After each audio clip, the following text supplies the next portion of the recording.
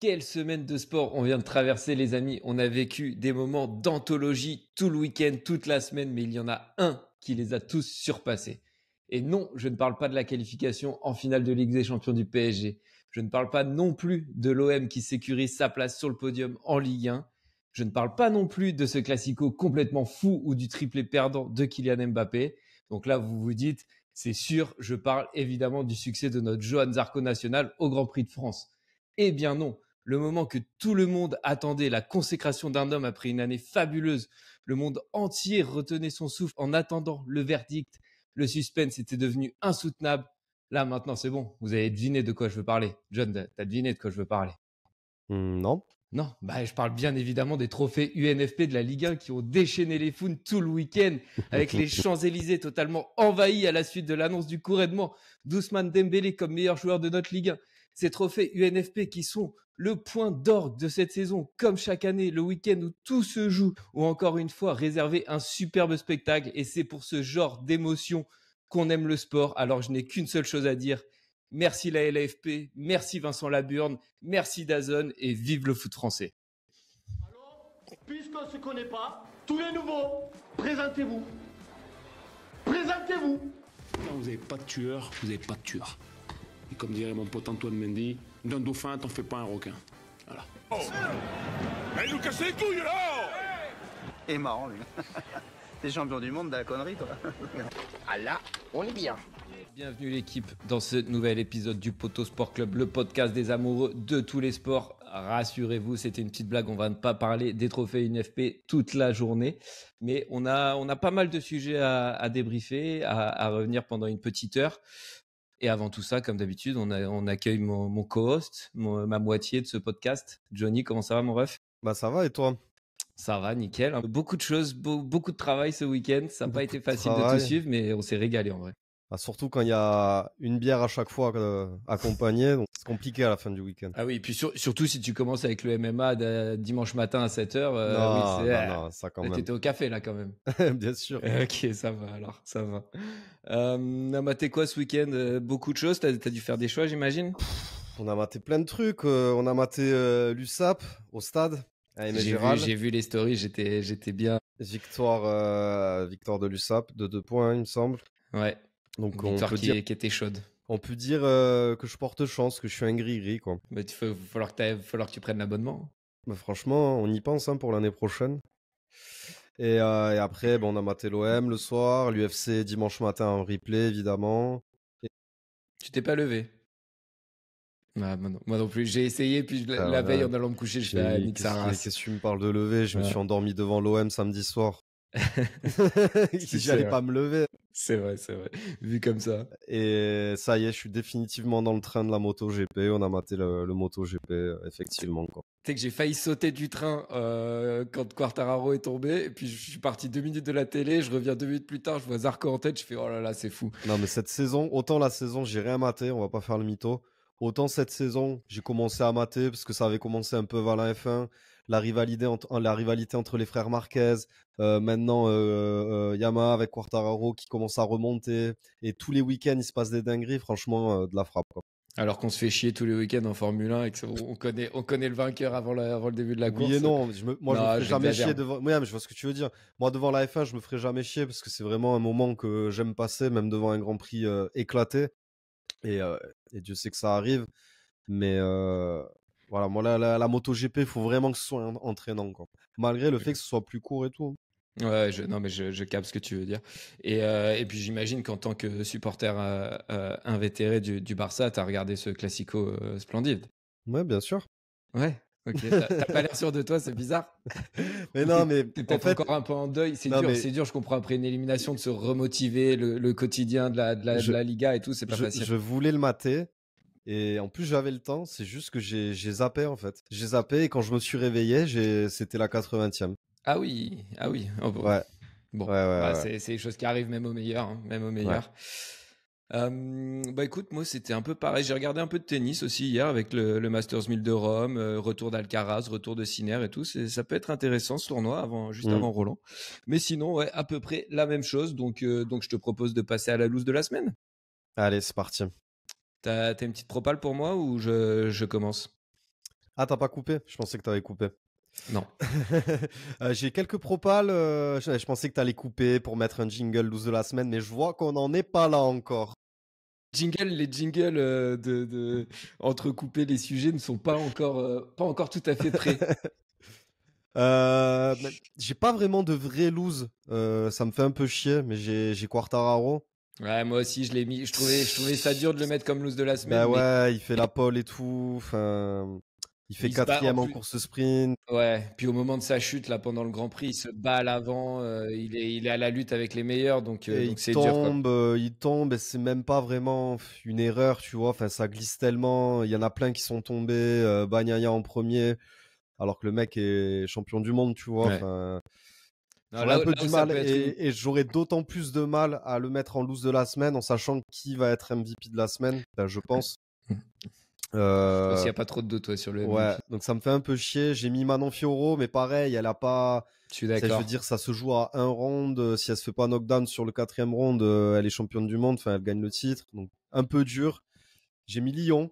Lyon Ah, qui les cumule depuis quelques semaines. j'avais Lyon moi aussi. Et Ouais, là, vu que c'est ouais, sûrement pas de Coupe d'Europe la saison ouais, prochaine, la menace de la relégation en Ligue 2, un président qui a aucune attache vraiment au club, ouais. la vente de leurs meilleurs joueurs qui arrive sûrement cet été avec Cherki, Fofana, etc. Donc, je pense Euh, Lyon, ils ont bien cherché là sur les dernières semaines. Je pense que ça va y passer. Et après, j'avais mis pour le clin d'œil Kylian Mbappé, malgré son triplé, qui est dans la défaite, quoi. Pour moi, c'est ça la vraie loose, quoi, en fait. Ouais, Même s'il est monstrueux, il fait une saison individuelle de fou, mais tous les gros matchs, tous les matchs importants de la saison, il les a perdus. Donc est-ce que c'est Kylian? Est-ce que c'est le Real? Je sais pas trop. moi, Difficile. j'avais mis aussi le Stade français quand même. Le Stade Ah français, ouais. alors nous, forcément, en tant que supporter catalan de l'USAP, on voit pas ça, mais en top 14, Mm. ça commence à être vraiment très très chaud pour Ouais, le Stade français, vrai loose en vrai. Ouais. qui est un club historique du championnat de France de rugby, Mm. qui a été champion de France, je sais pas, au moins une dizaine de fois depuis les années 2000, peut-être pas autant, mais voilà. Et là, ça commence à vraiment être très très chaud. 4e défaite de suite, ils sont plus qu'à un point du dernier Van, enfin ils ont plus qu'un point d'avance sur le Ouais. dernier Van, qui eux sont sur plutôt une bonne dynamique. Même s'ils ont perdu. Ouais, mais ils perdent que d'un point contre La Ouais. Rochelle. Tu vois, je trouve que c'est terrible. alors le que là, scénario du même match. contre nous, même contre l'USAP qui n'arrive plus à gagner un match, qui est vraiment dans les bas-fonds du classement, même là, ils n'arrivent pas à gagner, alors qu'en plus, ils ont la pénalité de la gagne à 2 minutes de la fin. Ouais. Donc pour moi, ça se joue entre ces deux grands. Entre Kylian, Lyon et le Stade français pour moi. C'est dur parce que au final, c'est pas Kylian, ce serait plus le Real quand même, malgré tout.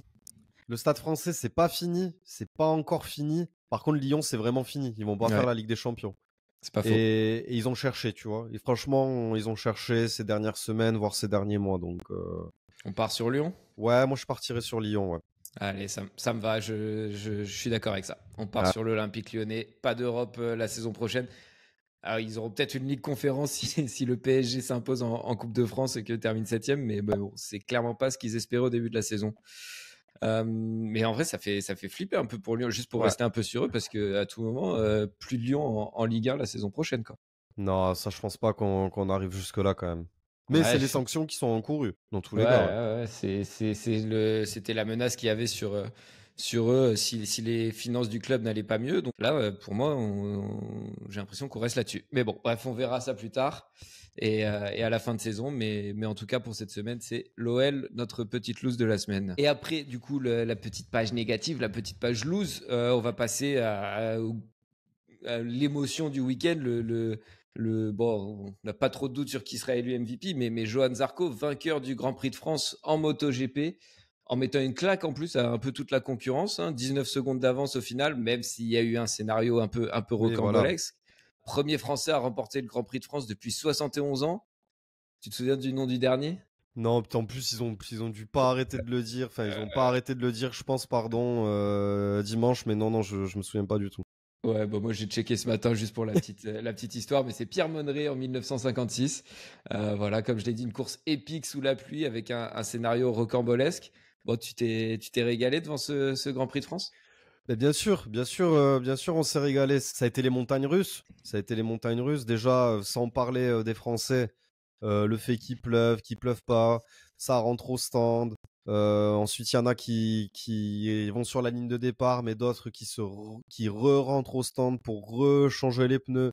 Du coup, après, ils ont des Une pénalités, pénalité. des longues laps, c'est-à-dire qu'ils doivent, il y a des virages avec une piste un peu plus écartée de la trajectoire, donc qui te fait perdre du temps. Donc ils sont obligés de prendre ça. J'aime beaucoup cette règle d'ailleurs. Et donc voilà, déjà là, beaucoup de choses qui se passent. Tu sens que le Grand Prix va être fou. Évidemment, on a Quartararo en pole qui tient la barre et qui la tient même très bien, car je sais plus combien de secondes d'avance, mais en tout cas qui est bien en avance. Et là, le drama, la chute. Et qui l'eût cru, Zarco, qui C'est que lui, vraiment à la base.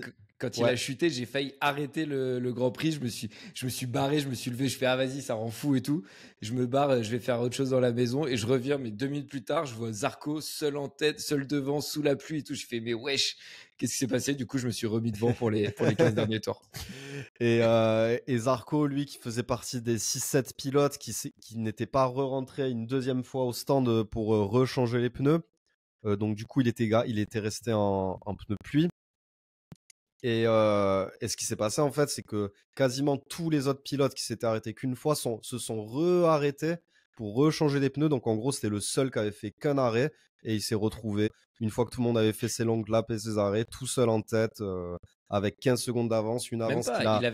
il avait moins de ça. Parce que je crois qu'il avait 9 secondes d'avance et il a doublé son avance quand même. Ouais, Donc, c'est ça. Alors, même avec le scénario, c'est quand même celui qui a le mieux roulé sur la c'est piste ça, dans c'est ces là où j'allais. conditions-là, quoi. Il se retrouve en tête avec 10 secondes d'avance. Et malgré ça, c'était lui qui avait le plus de rythme, qui avait le meilleur pilotage. Et il se retrouve avec plus de 20 secondes d'avance devant Marquez. Donc, incroyable. Gros respect. Et beaucoup d'émotions, quoi. Ça fait plaisir de voir une Marseillaise au Grand Prix de France. Et comme je t'ai dit, là, je suis dans le train de la MotoGP. Je pense que peu importe ce qui arrive cette saison, je materai la saison de façon assidue, quoi, parce que là, incroyable cette année. Ouais, carrément, non, je suis d'accord. J'ai envie de voir si Yamaha remonte bien, si Quartararo va accrocher une victoire, parce que quand même là, 2 week-ends d'affilée à faire la pole, voilà, c'est plus anodin, je pense. Et voir cette bataille entre les frères Marquez. Ouais, non, c'est clair, c'est vraiment monstrueux. Et juste pour en revenir à la course de Zarco, ce que t'as pas dit, c'est qu'en plus de ça, sa course aurait pu s'arrêter au 3e virage, quoi. Oui. Parce qu'il est touché, Oui, il fait un tout droit au départ, comme ça, il perd 6 places, il se retrouve 17e alors qu'il est parti loin. Il le dit à la fin, là, quand ils sont dans la cool room, c'est ça? Quand il parle avec Marc Marquez, il lui dit mais j'ai failli tomber au premier virage. Ouais, vraiment, Quand il revoit les images. ça joue à tellement rien que C'est putain, dingue. c'est Et, fou. Ouais. et le comment dire, la cerise sur le gâteau, le pompon, ses parents qui n'étaient Ouais. jamais venus le voir en Grand Prix, ni en amateur, ni en professionnel, ni depuis qu'il est en MotoGP, ils n'étaient jamais venus le voir. La seule fois ils viennent le voir, le gars il marque l'histoire, quoi. C'est Ouais, incroyable. de ouf. Le petit salto à la fin devant la Ouais. tribune, trop stylé. Enfin, même le commentateur, tu l'entendais là, à la fin Ouais. sur le dernier tour. J'ai oublié son Ah mais nom. il pleurait. Il Ah ouais, sur le était dernier en tour, larmes, il était en des larmes larmes et d'émotion, tout. tu vois. Mais Ce genre de c'était. truc, ça me donne des frissons. Ah, Vraiment, mais moi, genre, ça m'a mis des frissons. J'ai eu la trop larme bien. à l'œil et tout. Ouais. Et franchement, c'était tellement naturel, les commentateurs, ils te transmettaient le truc.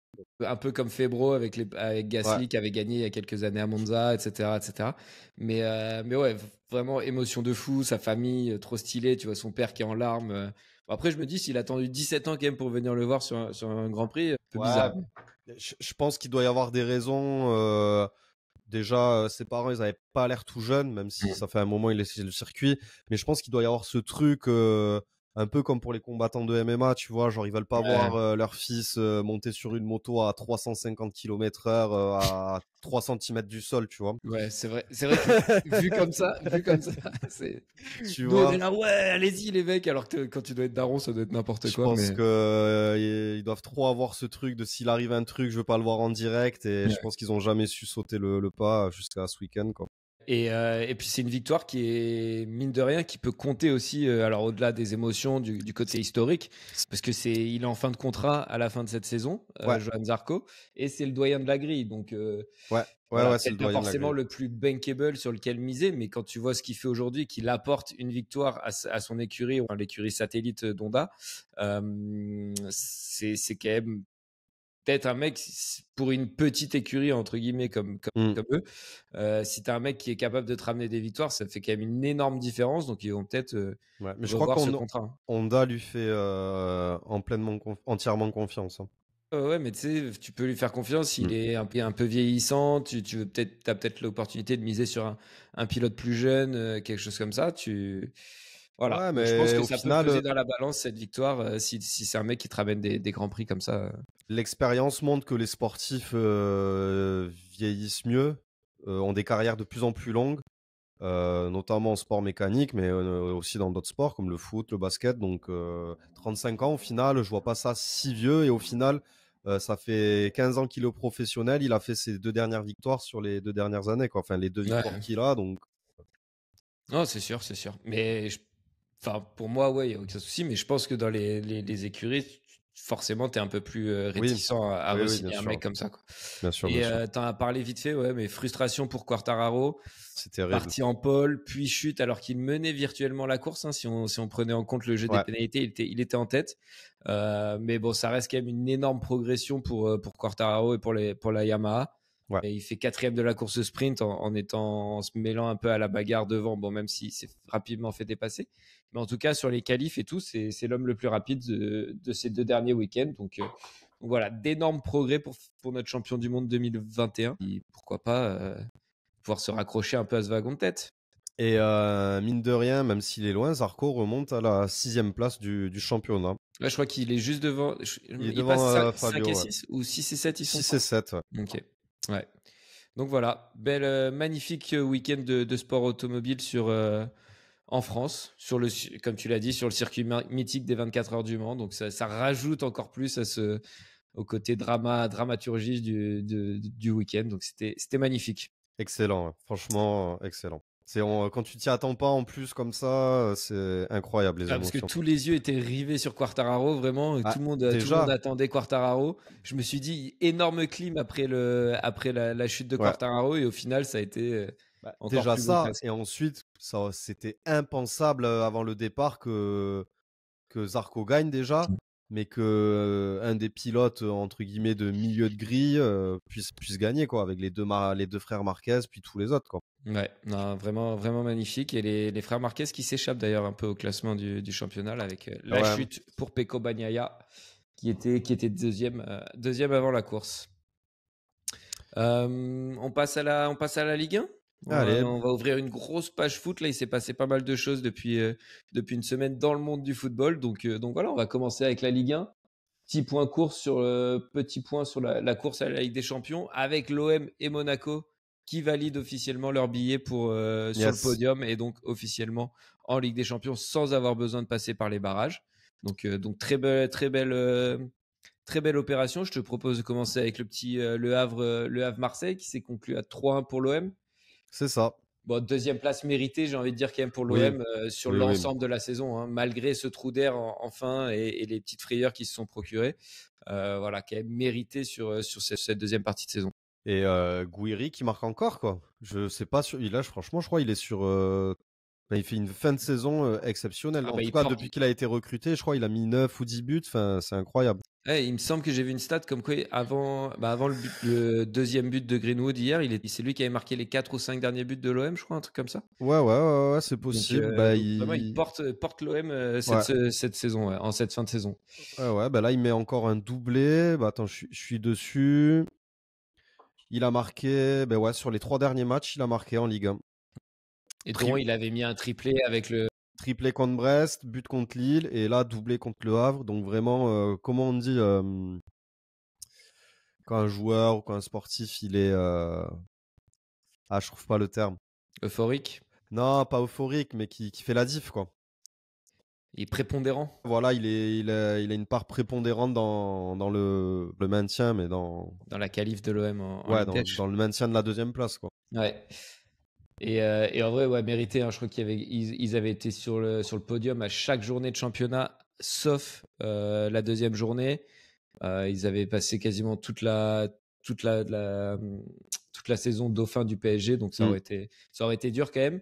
Et maintenant, c'est quoi les enjeux pour l'OM un peu là? C'est parce que bon, ils sont en Ligue des Champions, c'est fait, mais on veut pas connaître une saison comme les dernières campagnes de Ligue des Champions de l'OM. Bah là, l'OM, c'est comme on disait, hein, il faut maintenir, il faut signer des vrais contrats. Cette fois, on va en Ligue des Champions, garder les joueurs qu'on a. Donc, j'espère que Rabiot, c'était pas des paroles en l'air. J'espère que Holberg restera au club. Gouiri, du coup.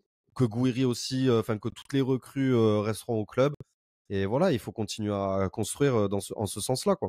Je pense que t'as cité que des joueurs et je pense que vraiment ça commence par De Zerbi. Moi, j'ai pas envie que. Ah oui, j'ai peur. faut... Ouais, mais j'ai peur Ah qu'il y ait tu penses un coup de Trafalgar à la Bielsa, à la Sampaoli, tout ça. Après, ça serait terrible par contre. Ouais. Et je suis pas je suis pas autant que toi l'OM, mais je sais pas, en fait, j'ai toujours peur de ce petit coup-là à l'OM où les mecs, quand ils arrivent, ils disent ouais, c'est un club magnifique, la ferveur qui est là et tout ça, et qu'au final, dès qu'il y a une offre d'un club un peu plus renommé ou avec une histoire, tu vois, genre Milan AC, même s'il faut une saison dégueulasse, qu'ils seront pas en Ligue des Champions en prochain, j'ai peur que s'ils l'appellent, il y aille, quoi, tu vois. Mais t'as raison. D'abord, ça commence par maintenir le coach. Et ça, je t'avoue que y avait des rumeurs à un moment, mais c'était quand ça allait pas bien. Mais à l'OM, dès qu'il y a un coup de mou, 2 matchs de moins bien, il y a des rumeurs dans tous les sens. Tout le monde veut se barrer, tout le monde veut brûler la commanderie. Enfin, c'est n'importe quoi, tu vois. C'est pas faux. Mais ouais, donc moi, honnêtement, j'espère que, même si je suis supporter parisien, j'espère que tu vas trouver un peu de continuité et que tu vas pouvoir progresser en étant l'OM, de pouvoir être régulièrement sur le podium, de pouvoir rivaliser un peu plus avec le PSG, qu'on ait un peu plus d'engouement dans cette Ligue 1 et de suivre nos clubs français en Ligue des Champions, quoi. Mais non, c'est tout ça pour dire que heureusement que l'OM accroche la Ligue des Champions. Sinon, vraiment, là, c'était... Tu repars à la case départ de la saison dernière, quoi, je pense. Ouais. Avec les cadres qui se barrent, retrouver un nouveau coach. Ça aurait été catastrophique. Mais vraiment catastrophique. En Ligue 1, t'as pas la Ligue des Champions pour des clubs comme ça, c'est catastrophique. Surtout avec tous les trucs des droits télé. Bon, là, c'est un sujet qui nous dépasse un peu, mais ouais, il faut pas trop compter sur les revenus des droits télé, etc. Donc, il fallait vraiment sécuriser cette moment, place. À côté, alors, je sais pas comment on appelle ça, mais sur les comptes... le bilan comptable. Sur le bilan comptable pour l'année prochaine, à côté de la case droit télé, il y a écrit rien en fait. 0. On sait pas pour le moment. Donc on peut même pas faire des projections en ce sens-là. Quoi. Et c'est même pour ça, pour tous les clubs. Hein. Ouais, pour Lyon, c'est pour Lyon par exemple que c'est très, très... Parce qu'avec leur problème financier avec la DNCG, c'est très compliqué. Lyon qui d'ailleurs, après sa défaite contre Monaco, putain les transitions elles sont folles. Lyon, après sa défaite contre Monaco ce week-end, qui peut dire au revoir à l'Europe. Défaite 2-0. Monaco qui lui s'assure une place en Ligue des Champions. Je trouve ça un peu relou, mais bon, c'est comme ça, j'aurais préféré. C'est ce qu'on disait, on préférait que ce soit Lyon que Monaco ou même un autre club, mais bon, Monaco au final, ils sont là, ils tiennent la dragée quoi. Ouais, mais vas-y, c'est relou. Déjà, moi, quand t'as un mec qui me dit ouais, je suis fan de Monaco, je dis bon, allez, c'est bon, j'arrête de débattre. Quand tu me dis ça, là, il y a un mec ce week-end, je dis ouais, on commence à parler foot et tout, je lui dis c'est quoi ton club? Il me fait ah, moi c'est le Real et Monaco. Je fais bon, alors, déjà, tu me donnes 2 clubs, j'ai même pas envie de parler avec toi. Et en plus, un des 2 clubs, c'est Monaco, frère. Bon, allez, c'est bon. T'as pas 2 clubs, toi? Hein? T'as pas 2 clubs? C'est le PSG et le Paris FC. Non, je déconne. Non, j'ai pas 2 clubs. Personne n'a 2 clubs. Moi, j'ai 2 clubs, moi. Ouais, mais je comprends pas, frère. 2 clubs. Ça veut dire que si t'es 2 clubs, si t'as OM Barça en finale de Ligue des Champions, t'es pour qui? Ça arrivera pas. Bah, t'en sais rien. Mais si ça doit arriver un jour. Voilà, tu vois, t'es pas pour un club, frère. T'es pas un supporter, gros. Mais c'est dur si ça doit arriver. Mais moi, peu importe qui joue contre le PSG, je serai pour le PSG. Genre, ça m'énerve. Ça m'énerve ce truc de ouais bon alors pour avoir un club en France je vais supporter Marseille et puis après vu qu'ils sont nuls en Europe je vais prendre un autre club. Ah non ça marche pas comme ça frère. Mais pas du Quand tout. quand le PSG était à la ramasse en Ligue 1 qu'on jouait le maintien, moi j'avais pas d'autres clubs. Je pouvais pas dire ah ouais mais ça va je suis pour Arsenal en Ligue des Champions, non je pouvais pas tu vois. Ah ouais, t'as des preuves de ça?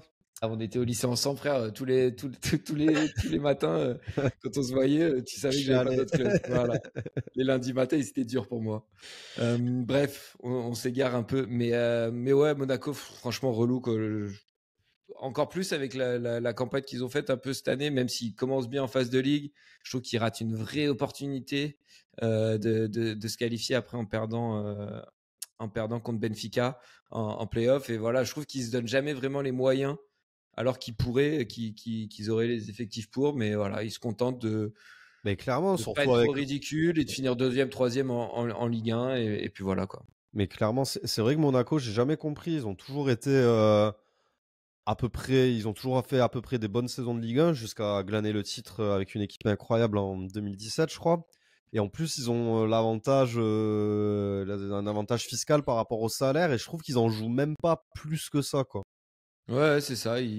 Alors, ils ont des bons joueurs, mais c'est toujours un peu des mecs qui viennent se relancer, des mecs qui sont passés par des gros clubs ou alors des jeunes qui comptent pas rester. Donc voilà, j'espère au moins qu'ils garderont au moins leur ossature, que Akliouche, Ben Seguir, les mecs comme ça, les petits jeunes resteront. Mais Tu le kiffes, toi, Kliouche, hein. Akliouche, c'est mon gars, ouais, frère. Depuis cette année-là, c'est mon gars. Et j'aimerais le voir en équipe de France un peu plus, mais ça n'a pas l'air d'être trop dans les plans pour l'instant. Mais ouais, c'est mon gars, Akliouche. Il y avait Dédé à la cérémonie hier. Ouais, des choses. Attends, je te préparais un petit sujet trophée UNFP, donc on va en parler. On va en parler. Et Lyon, ouais, du coup, qui devra espérer un miracle pour être européen. Je crois que c'est encore possible mathématiquement, mais il faudrait que les trois devant perdent et que mettent une énorme tôle pour rattraper la différence de but. Donc voilà, ça semble fortement compromis. Qu'est-ce qu'on avait ensuite? Et après ça, on avait Rennes qui bat Nice 2-0. Brest, les trois autres candidats en fait à la Ligue des Champions ont perdu. Rennes qui prend 2-0 Nice qui prend 2-0 à Rennes, pardon, mais qui garde la 4e place. Donc pour l'instant, ils seront en barrage. Lille, qui pour moi c'est la saison des occasions gâchées pour Lille cette année vraiment. Ouais, clairement. Qui a perdu aussi, alors qu'il pouvait remonter à la 4e place et passer devant Nice. Et Strasbourg, la fin de la belle histoire pour Strasbourg, un peu, qui était invaincu depuis 3 mois, qui là s'incline à Angers 2-1, qui dit de grandes chances de dire au revoir à la Ligue des Champions, mais qui peut encore se qualifier en Europa League. Mais j'ai un peu le seum que Nice soit 4e. Moi. Avec ce qu'ils ont fait en plus en Europa League cette saison, ils finissent dernier de la phase de Ligue. C'est pas fini, hein. C'est pas fini. Hein. Après, s'ils gagnent, ils ont leur destin en main. Quoi. S'ils gagnent, ils sont Ouais, c'est vrai que s'ils gagnent, c'est sûr. Après, même si on a un scénario où tout le monde perd, à la différence de but, ils seront devant. Ouais. C'est pas fini quand même pour la 4e place. Ouais, ils ont clairement fini, leur destin entre leurs mains, mais en vrai, moi, ça me ferait plaisir que Lille passe, quoi. Ouais, moi aussi. Si c'est Lille qui passe, si c'est Nice qui passe, pour moi, c'est écrit qu'ils perdent en barrage. Vu comment ils ont traité la Ligue Europa un peu cette année, vu que, tu vois, c'est genre le club français les barrages un peu obscurs, là où tu vas jouer un club, tu vas jouer le 4e du championnat de Hongrie, et t'es au mois d'août, il fait 12 degrés, il grêle, enfin, tu vois, ce genre de bail là, un peu traquenard. Je le sens pas. Mais bon, après, on verra. On attendra cette dernière journée pour avoir le classement final et voir un peu où sera chaque club. Et juste un petit mot sur le maintien quand même, c'est chaud entre Saint-Étienne qui va jouer Toulouse, qui a plus rien à jouer, et Le Havre qui jouera Strasbourg, qui lui est en course pour l'Europe, donc qui devrait voilà des formats un peu différents, mais ça peut être chaud aussi pour le maintien et pour la place de barragiste surtout. Quoi qu'il arrive, il y a un club historique encore qui va tomber, hein, que ce soit Saint-Étienne, Nantes, Montpellier, c'est sûr. Ça tombe comme des petits pains ces dernières saisons. Ouais, c'est vrai que ça arrive de plus en plus souvent. Après, Saint-Étienne, j'ai l'impression que c'est quand même le club historique de Ligue 1 à faire l'ascenseur entre la Ligue 1 et la Ligue 2. Quoi. Depuis que je regarde le foot, j'ai l'impression que ça fait 25 ans et ils font... Non, t'abuses. Ah, vraiment, je trouve qu'ils sont... Ah, c'est pas Metz non plus, mais je trouve qu'ils ont quand même fait pas mal de... Ou alors ça fait longtemps qu'ils sont revenus en Non, Ligue 1 non, et non, c'est moi qui phase. c'est juste ils sont allés en Ligue 2 et ils sont remontés là, je sais plus quand, et voilà, mais c'est tout, hein. Ils ont fait qu'un aller-retour, hein. Ils ont pas fait des allers-retours incessants. Ils en ont fait depuis les années 2000, gros, ils en ont fait plus que ça, hein. Ah bon? Ouais. Donc j'ai pas les chiffres sous les yeux, mais je me fais confiance. Ouais. On checkera ça en antenne. Vas-y, on checkera ça. Petit mot sur les trophées UNFP quand même, pour conclure un peu cette fabuleuse soirée. Quelle émotion pour Ousmane Dembélé, élu meilleur joueur. Ouais. Bon, logique que Dembélé soit élu meilleur joueur du championnat. Oui. J'ai vu j'avais oublié, mais il avait été meilleur espoir en 2016. C'est ouf quand Ah, même. 9 ans, t'imagines? Ça fait déjà 9 ans qu'il est en pro et qu'il est à ce niveau-là, Dembélé, quoi. il a commencé tellement tôt en fait qu'on se rend pas compte, quoi. Ouais. Et tiens, j'ai un petit quiz pour toi. Tu peux me citer les derniers vainqueurs du trophée du meilleur joueur en Ligue 1? C'est dur. L'année Les dernière, 4 derniers, c'est les mêmes. C'est le bah, même joueur. c'est Mbappé. Ouais, jusqu'en 2021. Même jusqu'en 2019, c'était Mbappé. 2018, C'est un joueur de Paris? un joueur de Paris. Cavani? Non. Non, il y était encore? Je sais même pas s'il y était encore. Il y était encore, je crois, mais c'était sa dernière saison. Il y a un joueur qui est arrivé à l'été 2017-2018. Neymar? Neymar Junior. Cavani en 2017, du coup. Zlatan en 2016. Ouais, c'est que des joueurs de Paris, quoi. Ouais, il y a Lacazette en 2015, c'est pas d'où il sort. Et après ça, c'est 3 fois Zlatan, Hazard, Lisandro Lopez. Et Enfin, il voilà. avait dû faire grosse saison, ça, avant d'aller à Arsenal, je pense. Ouais, il y a des chances. Un Tu petit peu dois avant. avoir Lyon qui doit finir au deuxième. Moi, en soi, là, les trophées, je suis OK. Il y a juste sur l'équipe type.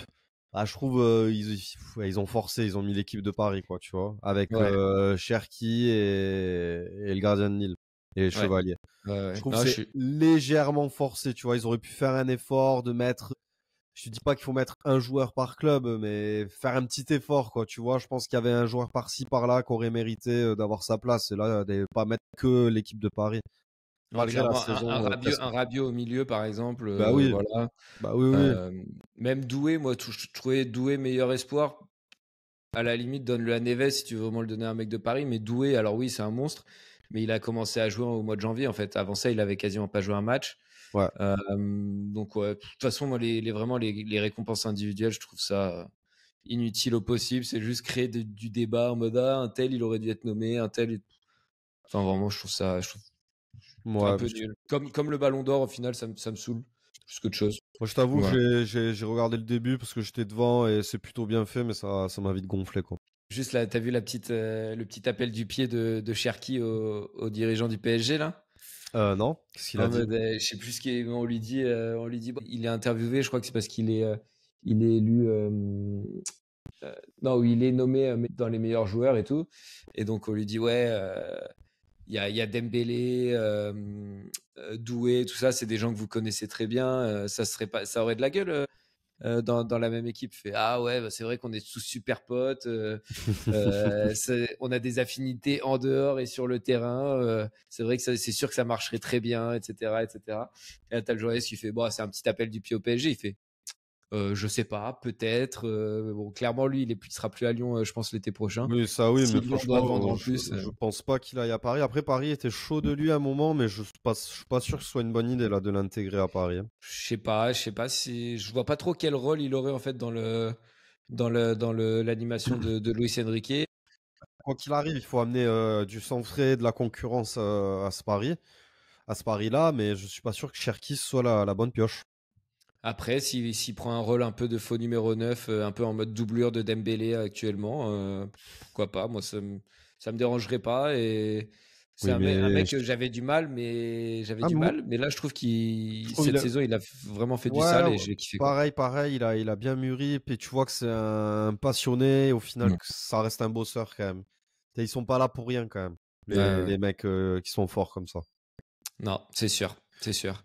Luis Enrique, évidemment, le GOAT, vu que c'est le meilleur entraîneur Le du monde. oh là là, putain, alors là, franchement, ce retournement de veste, c'est terrible.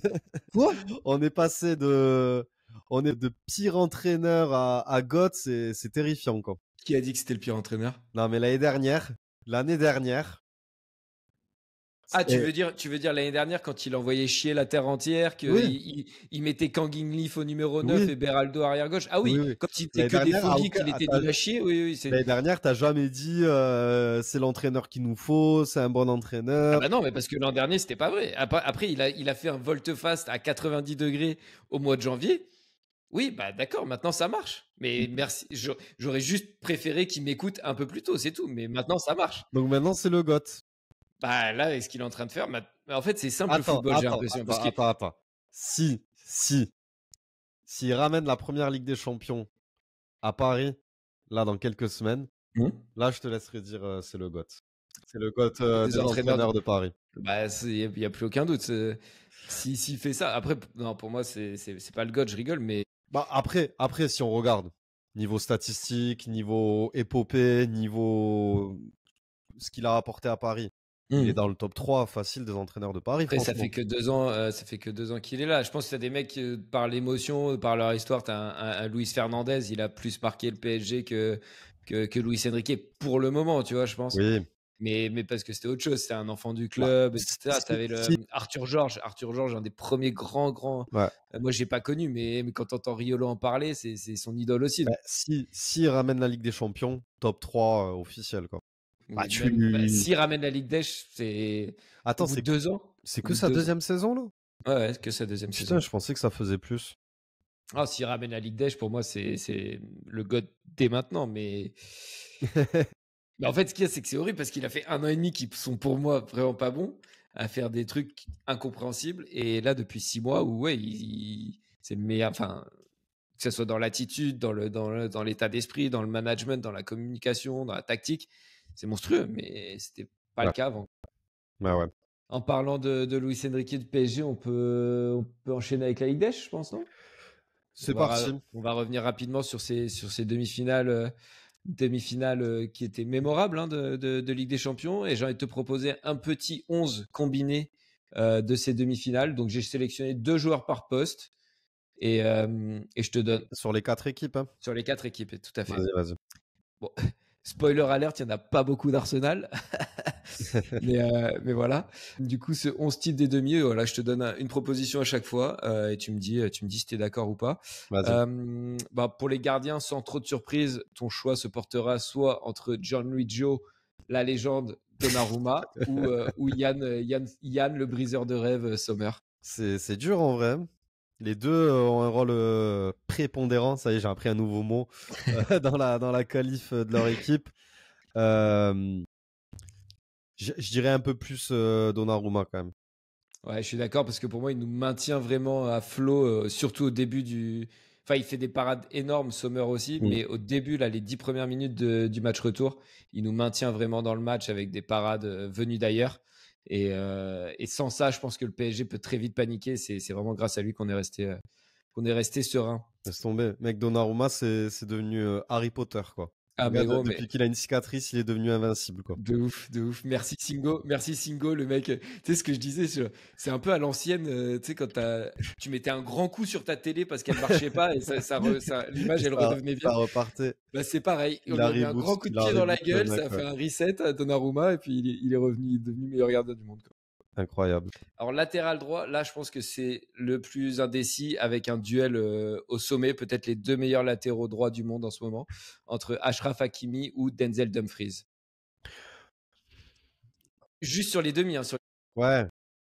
Ah bah sur les demi, je mettrais quand même un peu plus Dumfries, même si Hakimi a mis un goal à la fin. Je l'adore Hakimi. Après, je pense que c'est un meilleur joueur que Dumfries, mais si on reste sur les demi, Dumfries a eu plus d'impact. Je suis d'accord. Bah, il met un but, une passe D à l'aller et il met 2 passes D au retour. Donc, c'est dur d'avoir plus d'impact que ça, quoi.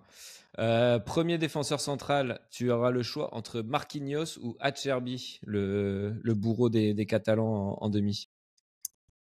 On va garder Marquinhos pour le 11 type de la Ligue des Champions. Ok. On va gagner. Du coup, Acerbi pour les demi. Pour le goal qu'il met pour revenir à 3-3, il me semble, c'est mérité. Ouais. Putain, j'ai l'impression qu'il y a toujours un truc comme ça. T'as un défenseur central dans les moments comme ça, tu sais pas ce qu'il fout là, et il arrive, il va te mettre un peu à la Ramos à une époque. Toujours. Défenseur central gauche, pas facile non plus. Pacho ou Bastoni? Ah, Pacho. Pacho, hein, très solide encore une fois. Et un Pacho, rock, le Pacho. rock de la défense parisienne.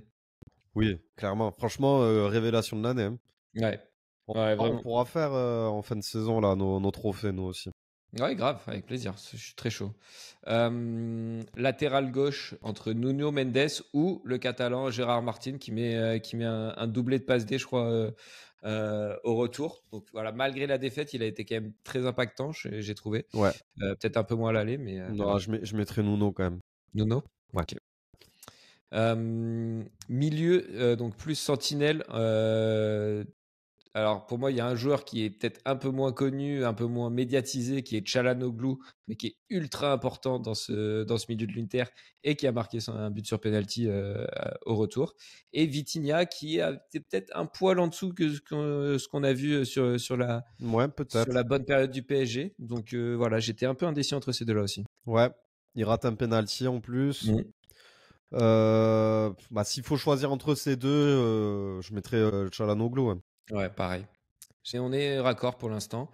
Relayeur, alors là, putain, jamais j'aurais cru faire ce débat un jour, mais sur les demi-finales, on est un peu obligé de mettre Fabien Ruiz dans l'équation, hein, parce qu'il sur les demi, il est très très bon, Clairement. Il marque un but au retour. Clairement. Je l'ai mis en duel avec Pedri, qui malgré aussi la défaite, j'ai trouvé bon sur les deux matchs, surtout au match aller. Ah, franchement, je mets Fabien Ruiz parce que beaucoup d'impact physique et il fait gagner son équipe. Ça compte quand même malgré tout au final. Ouais. Ouais, non, je suis assez d'accord. J'aurais jamais cru le mettre au-dessus de Pedri dans un 11 combiné. Mais faut se rendre à l'évidence. Deuxième milieu relayeur entre Joao Neves ou Barella. Pas facile non plus. Pas facile. Mais pour qu'il y ait un minimum de cohérence dans ce 11 combiné, je mettrais quand même un autre joueur de Paris, donc Neves. En plus, il était vraiment monstrueux, je trouve, dans l'impact physique. C'est le plus petit du terrain, mais c'est l'impression que c'est celui qui gagne le plus de duels de la tête. Ouais, c'est vraiment impressionnant. Bon, ailier droit, là, il n'y aura pas trop de suspense, je pense, entre Lamine Yamal ou Désiré Doué. Lamine Yamal. Ah ouais, gros, il était tellement fort. Sans lui, je pense que vous faites... ça peut friser. On peut enchaîner du coup avec le poste d'avancante. Pas facile du dispositif. Je suis parti sur un 4-3-3. Mais bon, avec l'Inter qui joue dans son 3-5-2 un peu bizarre. Voilà. Mais pour avant-centre, j'ai mis Thuram ou Dembélé. Parce que sur Thuram plus d'impact que Lautaro qui sort blessé à l'aller, qui peut pas finir le match. Il met un but à l'aller. Il est très très solide au retour. Il a un rôle prépondérant. Il a un rôle prépondérant dans le repli défensif, le pressing chez l'Inter. Je serais peut-être plus tendance à dire Thuram pour que que ce soit pas non plus que Paris, quoi. Non, puis en plus Dembélé qui se blesse, joue pas le match retour. Clairement. Ok, ouais, je suis d'accord. Thuram, grosse double confrontation. Et ensuite, ailier gauche entre Kvaratskhelia ou Rafinha. Kvara. Un peu pareil dans le repli défensif. Je pense que Nuno, t'as vu, il y a plein de trucs sur quoi le fait que Nuno Mendes, il ait mis Salah dans sa poche, il est éteint Bukayo Saka et tout. Mais je pense que ça joue vachement d'avoir Kvaratskhelia sur son côté maintenant. Clairement. Ce qui lui permet de défendre à deux très souvent et clairement. de garder la lucidité, quoi. Donc voilà. C'est un beau 11, je trouve. On a une belle équipe. Pas de joueurs d'Arsenal, quelques joueurs du Barça, évidemment beaucoup de PSG Inter. Assez logiquement. Et puis je pense qu'on se fera peut-être un petit 11 avant la finale pour voir un peu dans l'état de forme. À voir. À voir. Mais ça le fait, c'est un exercice marrant. Ouais, j'aime bien. Rigolo. Et PSG, du coup, en finale de Ligue des Champions, la deuxième de son histoire, la 4e finale de Coupe d'Europe. On a déjà... Ah, Alfie est pas d'accord. Putain, attends une seconde. Coupe. Oui, du coup, le PSG en finale pour la deuxième fois de son histoire, 4e finale de Coupe d'Europe au total.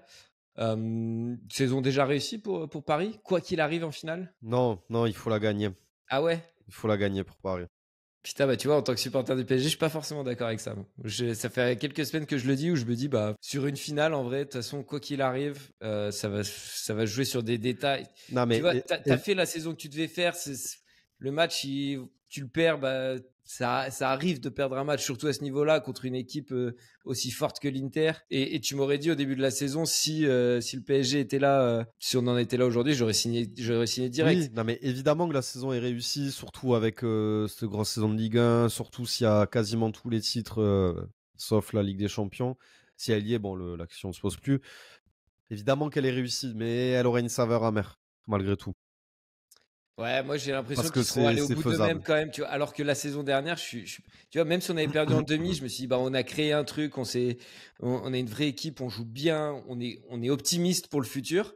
Alors que moi, après la saison dernière, quand on perd contre Dortmund, je me disais, putain, j'ai l'impression qu'on est passé à côté de quelque chose, qu'on perd contre Dortmund, mais qui sont pas meilleurs que nous et que ça ne joue pas sur des détails parce il y avait la place de faire tellement mieux que voilà, tu vois, là, c'était frustrant. Là, si tu Ouais. perds contre l'Inter, qui est une équipe monstrueuse. Et je trouve que limite, c'est plus leur année, tu vois. Avec le scénario de fou qu'ils ont contre le Barça, la défaite en finale il y a 2 ans, ce même groupe qui arrive vraiment à maturité. Je sais pas, pour moi, c'est plus leur année que la nôtre, mais peut-être que je me trompe. Hein. Tu veux contre-marabouter là? Non, même pas en plus. Je te jure que non, c'est pas du contre-maraboutage. Bah, dans tous les cas, que ce soit Paris ou l'Inter, ça serait mérité et ça ferait un beau vainqueur, je pense. Ouais, non, c'est sûr. C'est sûr. Donc, c'est pour ça que, tu vois, la défaite contre Dortmund l'an dernier, elle m'a vraiment fait mal. Là, cette année, je suis là, bon, on fait ce qu'on a à faire et on verra ce qui se passe, quoi. On peut pas contrôler le résultat, donc ça sert à rien non plus C'est ça. de les fustiger là-dessus, quoi. Je voulais parler un peu des perdants, là. On n'aurait pas des petits bébés cadom, là, dans le Barça et Arsenal, un peu mauvais joueurs, là, entre Arteta qui dit la meilleure équipe a perdu, ce qui est, pour moi, l'adage le plus stupide du football. Bah, de toute façon, au Barça, c'est comment dire, c'est culturel de dire ça, que c'est le Et au Barça, meilleur. c'est l'arbitrage là, qui est pris en grippe. T'as trouvé l'arbitrage scandaleux, toi Non, non, non. Non, mais ils ont juste été moins forts Ils ont peut-être été plus forts dans plein de domaines ou compartiments du jeu, mais ils ont été moins forts dans d'autres domaines. Si les défenseurs de Barcelone étaient moins tendres et moins précieux avec le ballon, ben peut-être que ça serait passé, tu vois. Ouais, non, je suis d'accord. Et Arsenal, pareil, ils ont le match aller au final. S'ils avaient joué le match aller comme ils ont joué la première mi-temps du match retour, ben, peut-être qu'ils le gagnaient 3-1, tu vois. C'est plus la même confrontation, quoi, de aller-retour. Non, clairement. Ce qui m'énerve, Non, non, non. Non, il n'y a pas de vol. Les deux équipes, que ce soit Paris ou l'Inter, méritent d'y aller. Ça, il y a rien à dire, quoi. ouais, et puis ça m'énerve un peu le truc de dire ouais, c'était leur gardien qui a été élu homme du match les deux matchs. Bah ouais, mais le gardien il fait partie de l'équipe en fait. Donc quand tu Et bien parles de sûr. la performance globale d'une équipe, tu es obligé d'inclure le gardien. Oui, et puis La performance, c'est pas que se procurer des occasions, c'est pas que avoir le contrôle du ballon, c'est aussi bien défendre et sortir les ballons quand les autres ont des occasions, quoi. oui, et puis voilà, mais Raya aussi, il a fait des arrêts. Il arrête le penalty de Vitinha. Enfin non, ça c'est débile de dire ça, tu vois. Ouais, donc voilà, je trouvais ça un peu moche, donc j'avais envie d'en parler vite fait. Mais en tout cas, le PSG en finale de Ligue des Champions, putain, tu sais qu'à la fin du match, là, je me suis levé, quand c'était vraiment fait, il restait 45 secondes, là. C'est un sentiment de ouf, quand même, quand ton club se qualifie en finale de Ligue des Champions. C'est Je me quelque suis chose. levé, ah ouais, je me suis levé, gros, j'avais la banane sur les trucs, j'arrivais même pas à parler, tu sais, je souriais, quoi, j'étais Ah, deux tellement fois, heureux. hein. 2 fois en 5 ans quand même. Ouais. Je pense Mais que, elle a une autre saveur celle-ci quand même. clairement, je me dis que Parce maintenant, que, c'est peut-être un mal pour un bien qu'on l'ait perdu il y a 5 ans dans un stade vide. parce que dans la bulle, c'était autre chose, quoi. Ouais, exactement. Et surtout la première, tu vois. La première que t'as envie qu'elle soit spéciale, t'as envie de t'en rappeler et tout. Et là, dans un stade vide, c'était pas la plus belle à aller chercher. Je crois qu'on a fait le tour. Tu veux parler du Classico ou parce qu'on ça fait déjà pas mal de temps qu'on parle? On a déjà pas un Ouais, peu bah, parlé. non, le Classico, on en a déjà parlé tout à l'heure un peu avec Kylian. Ben, encore masterclass du Barça. Euh, et le Real. Offensive, parce que défensivement, c'est Ouais, catastrophique. c'est Hein. vrai que bah, pour le moment, ils sont en mode on en met un de plus que l'adversaire, quoi. Ouais, c'est vraiment ça. Et le Real qui vont avoir du boulot cet été, je pense. Et là, il faut qu'ils se remettent la tête à l'endroit. Il faut qu'ils vendent un des 4 devant, moi, je pense. Idéalement, Ouais. Vinicius pour eux, j'imagine. Parce que tu peux chercher, tu peux aller récupérer un gros montant et après construire un milieu digne de ce nom. Et t'as vu le petit post Instagram de Yamal là pour chambrer Bellingham? Ouais, j'ai vu. Bah, en même temps, ils ont tourmenté aussi quand ils se sont fait Ouais. éliminer par l'Inter. Ah mais Bellingham, je trouve qu'il se reprend un bon retour de karma là, parce que je le trouve vraiment détestable cette saison. Et donc juste pour la petite histoire, il avait liké un post Instagram de Bastoni où où on voit Yamal au sol et Bastoni qui célèbre derrière lui. Donc voilà, lui et Sergio Ramos avaient liké ce post Instagram et lui a reposté une photo du coup après le Classico où il avait marqué bah voilà, tu peux aller liker celui-ci aussi si tu as envie. Voilà, donc petit chambrage dans les règles J'aime bien. petit gamin de 17 ans qui se démonte pas, c'est beau. J'aime bien. Donc voilà, petit kiff, c'est tout ce que je voulais dire sur ce Classico qui a été en somme assez exceptionnel, mais voilà. Ouais, un peu déçu de ne pas l'avoir vu. Ouais, tu m'étonnes. Surtout que ouais, 2-0, je me disais, waouh, truc de ouf, Mbappé, enfin, il va avoir son moment dans cette saison un peu morose pour lui. Bah, il l'a eu, mais la saison est toujours morose, malheureusement. Calma. Attention, Mbappé qu'on lui colle pas une étiquette de loser. joueur poisseux ou de loser limite, hein, ouais. Commence à les enchaîner, quoi. Alors, c'est pas Harry Kane encore, parce que lui, il avait vraiment l'étiquette pendant un moment, mais c'est vrai que Mbappé, ça peut devenir le cas, ouais. Ça peut devenir, ou de perdant magnifique, un peu comme avec la. C'est un truc de ouf, quand même. Dans un Classico, il met triplé, il perd, et finale de Coupe du Monde, quasiment les deux plus gros matchs que tu peux trouver dans le football, il met triplé et il perd, quoi. C'est à ça que je pensais, ouais. Bon, on a encore beaucoup de choses à dire là. On va enchaîner. On va passer à l'UFC 315. Manon Fiorot qui voulait être à jamais la première à remporter une ceinture pour la France dans l'UFC, mais un peu trop courte face à la légende de son sport, Valentina Shevchenko. Bon, défaite logique hein, au final. C'est très serré, ça se joue à rien. Mais... Logique. Oui et non. Oui, parce que. Shevchenko fait quand même plus de dégâts. Ben, en fait, elle se fait casser le nez au premier, ou un truc comme ça au premier round, donc ça la handicape vachement. Elle perd un peu ses moyens, ses esprits, et elle se prend un gros knockdown à la fin du 4e round. En vrai de vrai, elle prend pas ce knockdown fin du 4e round. Franchement, on ne sait pas ce qui se serait passé, mais pas impossible que les juges scorent le round pour elle, hein, parce que les 4 juges, je crois, ou 3, je sais plus combien ils sont. Ils jugent le 2e et le 3e pour Fiorot. Donc ce 4e round où elle tombe à terre, ben je pense que c'est là que ça a fait la diff. Parce que le premier il est pour Shevchenko, le 5e aussi, le 2 et le 3 sans conteste pour Manon Fiorot, et le 4e, ben en vrai il se vaut, mais vu qu'il y a eu ça, ben voilà. Ouais, après moi je pense que c'est... Je suis d'accord avec toi qu'elle a eu le contrôle du combat sur certains rounds, mais après, les coups qui faisaient vraiment mal, elle en a pas vraiment réussi un, quoi. Elle a pas vraiment posé de gros coups significatifs qui font des dégâts à Shevchenko, alors que Shevchenko a eu ses 3-4 actions, bah, là, quand elle lui pète le nez, je crois qu'elle met un coup de poing retourné aussi à un moment.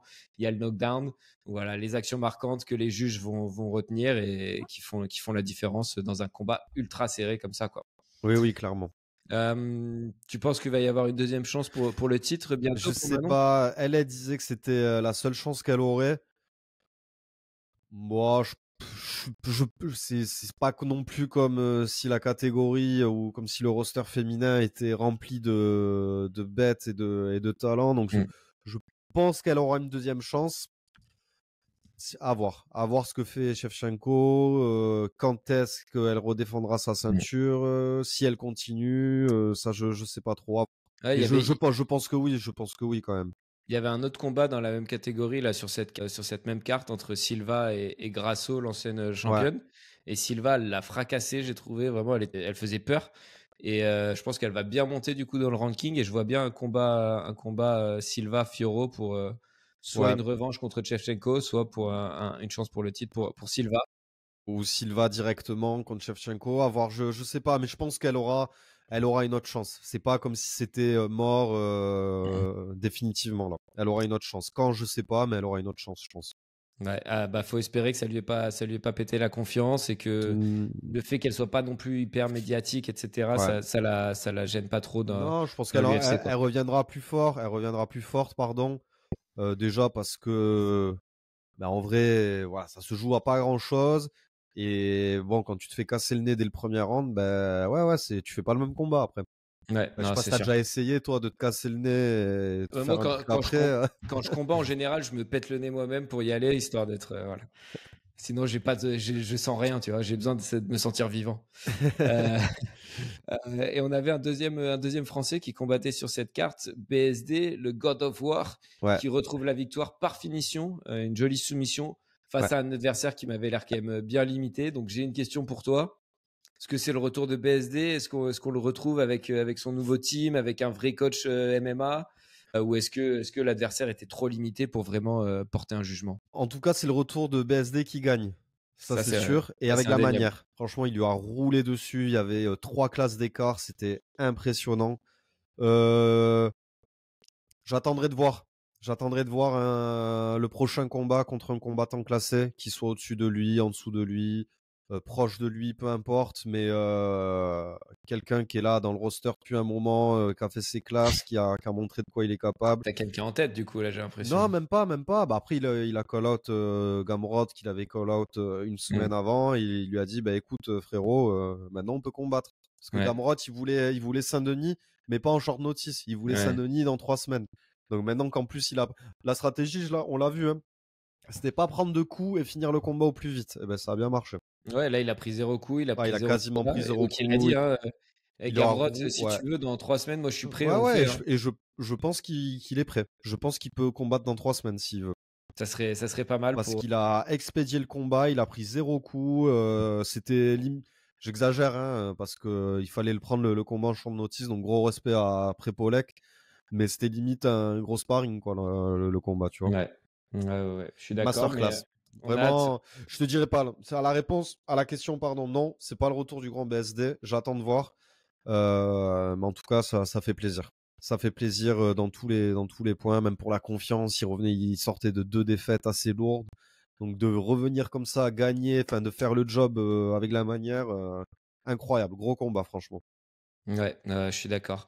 Et allez, bah, on va passer du coup tout de suite au MVP de la semaine. Ça fait déjà plus d'une heure qu'on parle, hein. On est Ouais, très bavard ce ouais, lundi, ouais. là, mon Johnny. Il s'en est passé des choses. Je pense qu'il n'y a pas trop de suspense pour le Y a- MVP de la semaine. Donc, je vais te faire mes propals quand même pour qu'on ait Ouais, les autres nommés et je te donnerai mon MVP à la fin. vas-y. Mais mon premier nommé, c'est Jack Della Maddalena. Madalena. Ouais, on en a pas parlé, mais oui, je l'avais aussi. Nouveau champion UFC du coup des poids welter après sa Ouais. victoire sur décision unanime face à Belal Mohamed qui défendait Gros sa combat. ceinture. Ouais. Belal il est sorti fracassé, hein. Ouais, gros combat. Ouais. Mais j'aime bien ce combattant là, l'Australien. Ouais. Il a l'air d'être. Ouais, c'est un mec qui aime la bagarre quoi. Ouais, mais j'aime bien Belal aussi. En vrai, j'étais un peu deck qui perde le titre, mais c'était un gros combat. Ouais. Du coup, j'ai Amin Gouiri aussi, dont on a pas mal parlé Ouais, pendant notre page Ligue 1, avec encore un doublé pour celui qui porte l'OM en cette fin de saison et qui est grandement responsable aussi de la qualif de l'OM en Ligue des Champions. Et puis voilà, après j'avais Sommer et Donnarumma aussi en Ligue des Champions. Mais surtout, notre Johan Zarco national qui sera MVP unanime, je l'espère, du Poteau Sport Club cette semaine, qui lui a écrit l'histoire 71 ans après le dernier vainqueur français en MotoGP sur le Grand Prix de France. bien sûr, pas de débat. Zarco. Zarco, bah voilà, bah on l'aura expédié cet MVP de la semaine, mais en même temps que faire, on a déjà tout dit sur Johan Zarco, qui nous a vraiment fait kiffer ce dimanche sur le circuit du Mans. Clairement. Bah, très rapidement, mon Johnny, on va pas tarder à se dire au revoir pour la semaine, mais qu'est-ce que tu as envie de mater là cette semaine? Ouais, déjà, il y a la Ligue des Champions en semaine, c'est fini. Un peu de repos, ça fait du bien. Et On va je pouvoir se crois, concentrer sur nos meufs un peu. Et voilà. je crois que si je dis pas de bêtises, il y a de la Formule 1 et puis on va mater pareil, hein, top 14, voir ce qui se passe. Et voilà, hein. Et la Moi, NBA, évidemment. ouais, comme j'ai dit, là, le Masters Build de Rome aussi, je l'avais dit en tout début de podcast, avec le retour d'Alcaraz après sa petite blessure, le retour de suspension de Yannick Sinner à la maison, et Arthur Fils qui a sorti Stefanos Tsitsipas hier et qui est en 8e du coup cette semaine. Donc voilà, du beau monde sur ce Grand Prix sur ce Masters 1000 de Rome qui me hype un peu. Et puis bon, on n'a pas eu le temps de parler des playoffs NBA, mais là on a le deuxième tour qui fait rage en ce moment avec quelques petites surprises dont on parlera un peu plus longuement On n'aura pas de la Knicks semaine prochaine. Non, pas de Knicks in 4. Mais peut-être des Knicks in 5. Who knows? Ça serait bon, ça serait bon. Juste pour voir les supporters déchaînés, j'aimerais quoi. Ouais, c'est vrai qu'ils sont gauleries un peu à insulter la terre entière et à être fou. Bon, merci mon Johnny. Merci à toi. On doit expédier un peu cette fin de podcast, désolé, mais voilà, on a déjà dit beaucoup de choses. Donc on se dit à la semaine prochaine, à lundi. Bonne semaine l'équipe et à très vite. Ciao l'équipe. Puisqu'on ne se connaît pas, tous les nouveaux, présentez-vous. Présentez-vous.